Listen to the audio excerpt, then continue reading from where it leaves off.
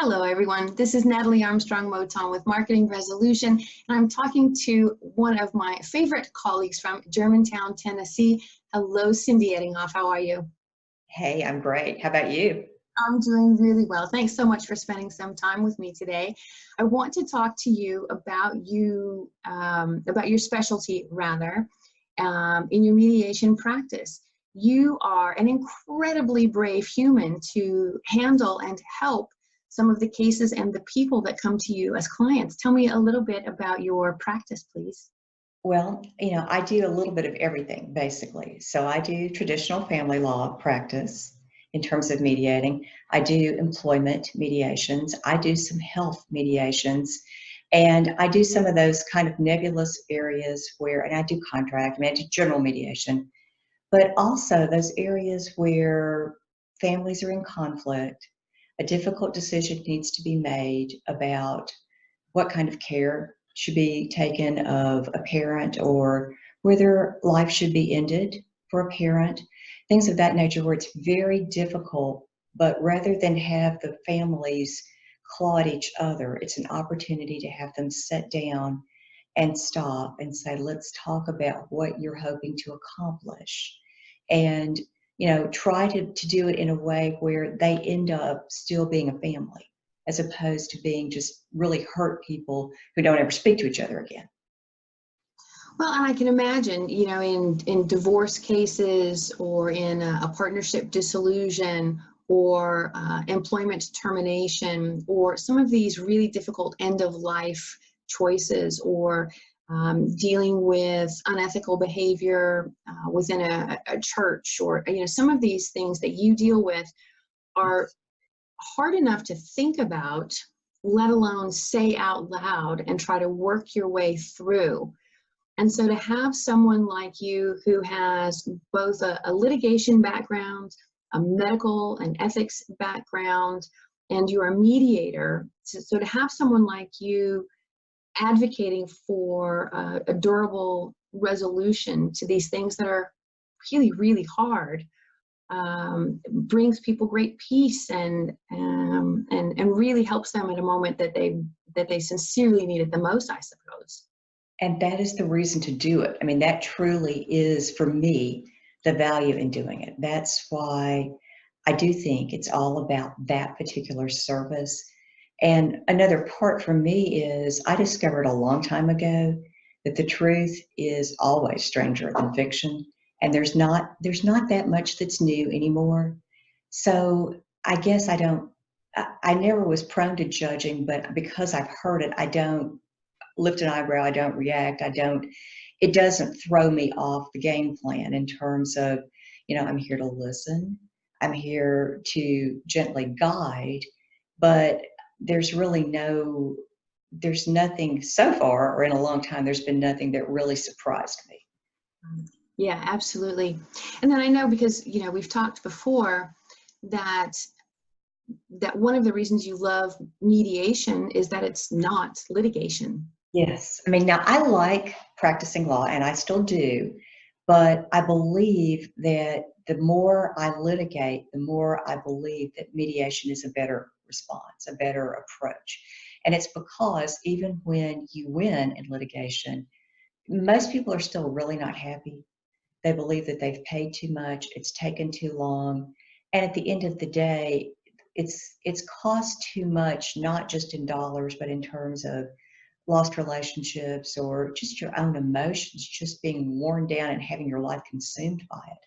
So, and then, I mean, we have a lot of violence that we see as the result of situations where the parties have disagreed, and they haven't disagreed constructively. They haven't had some help in terms of stepping in early enough and saying, in this employment issue, before someone comes back and shoots their boss or their coworkers, let's step in early and let's see if we can't find a way to address this that allows that person to keep some sense of dignity, some sense of self-control, and that allows us to resolve in a way where everybody ends up a little bit safer too.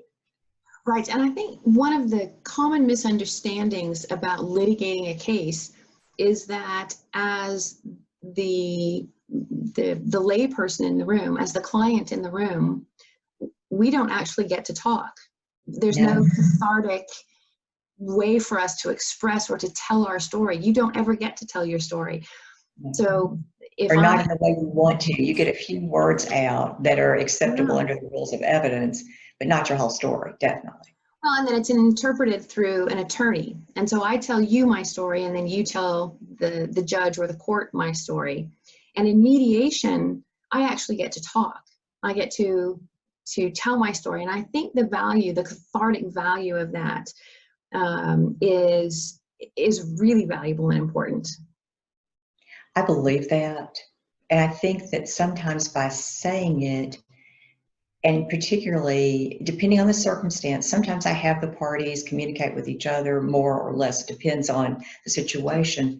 But in an ideal situation, the parties can end up talking to each other so that you can stop and hear someone else's perspective of the same situation. And in doing that, you might realize, I didn't think about that. I didn't see it that way. Oh, I could see how they might have misinterpreted it or been hurt. And it allows, it's not just the telling, it's also the rethinking of the situation. Right. Yeah, absolutely. Absolutely. And so I know that you have a great practice, and you provide an incredible service to the people that work with you through your mediation practice. But I know that too, you are a fantastic trainer, and that you help others become good mediators. And now, you know, talking and getting to know you and understanding a little bit about the passion that you have for the service work that we do, I can understand why you're such a sought after instructor to help people, to help other people become mediators as well.